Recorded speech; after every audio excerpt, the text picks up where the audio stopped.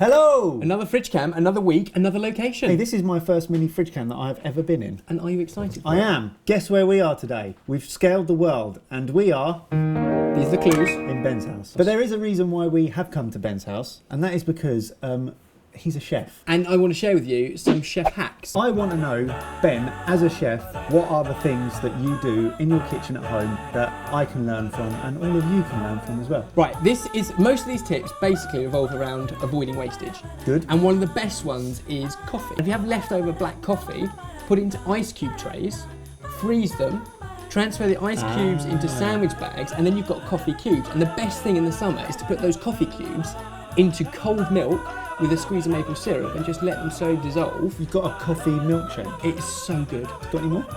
Limes. Oh, he has got more. I wedge them up, put them in a sandwich bag, put them in the freezer, which means I always have emergency G&T, right? If you don't have lime. But better than that, Emergency. those frozen wedges of lime can be used in so many other things. Yeah. Throw them into a pan of boiling rice as you're cooking up rice, and it just imparts a nice bit of citrus into cooked rice. You can throw it in a stir fry, like a prawn stir fry, and it just begins to soften and add the citrus zing in there. Or with some tonic water and some gin. Which is the best way. And because the lime is already frozen, you don't really need ice cubes. Got any more? Stale bread. So I freeze, if I get to the end of a loaf, because I don't always eat an entire loaf of my own, I'll blitz up what's left Yeah. with a few flavours. Lemon and paprika, or lemon and rosemary with garlic. Put them in, hey, guess what, sandwich bags. Put them in the freezer. And you've always got breadcrumbs. Very nice. So that's stale bread. There are a lot of hungry ducks in Ben's anything else? I've got squeezy bottles, and what I do is I make up a batch of different dressings, and then they're always on hand, because people say salads are boring. Right. Only if you don't dress them up properly.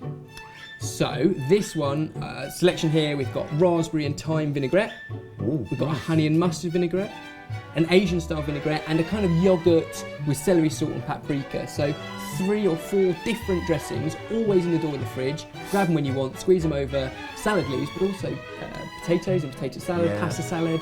Jacket potatoes, amazing. Whatever you use it for, it just adds an extra zing of life. I very much enjoyed those and I found them very useful, believe it or not. Good. And when we were talking about coffee cubes frozen into an awesome coffee drink, you also told me of a tip. Yeah, if you don't have a proper coffee machine that froths the milk for you, I don't. Then if you grab some milk, put it in a jam jar and then shake it up.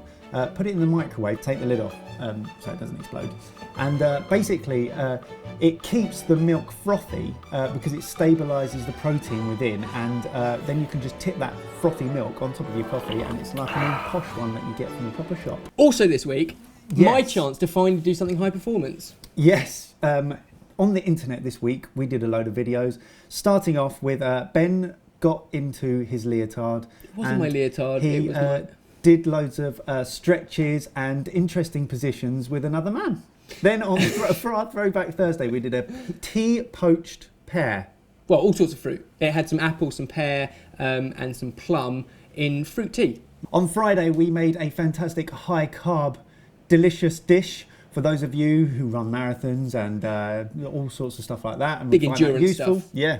And then this time last week, Barry and I were talking to you in this fridge from Billingsgate Market, and there was a reason for that. Yeah, we filmed a fishy episode from the fish market and from Covent Garden Market in London, exploring life in the early hours and all of that. It was wicked. So what happens to your food, or London's food, the UK's food, while we're normally sleeping? Comment of the week. Rachel McKinn says, remember that scene in Billy Elliot where Billy walks in on his mate wearing his sister's clothes and makeup?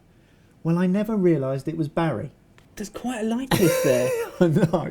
And that explains the whole Ruth Crilly thing the other week. And the makeup. That hat is exactly, look, that's there. While we're on the topic of all the amazing stuff that you have sent us, let's talk through some cool stuff that we've seen on the Sorted Food app. Now, this is the kind of stuff that you guys have been going on, uploading, but also liking other people's, so it kind of filters to the top, and the stuff that's caught our eye, really. Okay, right. Well, Summer B, who has a fantastic load of sort of healthy recipes on there, has a chocolate protein cupcake with paleo fudge frosting recipe, and they look amazing, and I'm actually going to make those this weekend. 2 things particularly caught my eye. One was in Drinksville. It was an awesome drink by BV. It was blackberry lemonade. Very nice. That's a lovely photo. I like that. My other one is Nathan Metcalf with orange amaretti biscotti. And Oh, again, very they nice. look awesome, full recipe. And that one got loads of likes on the app, so awesome. Good stuff. So these were things that we were liking and adding to our like section. In fact, some of them I've even put in my cookbook so that I can cook them at a later date. Same. You guys should too. Go on the website or the app and find your favourites. Like away. It's great. Well, I think that mini fridge cam had everything. It had an awful lot of stuff. It had lots of tips, and it will be too arduous for us to recollect it all. So you've already seen it, so it doesn't matter. Until next week. Have a lovely week. Ciao.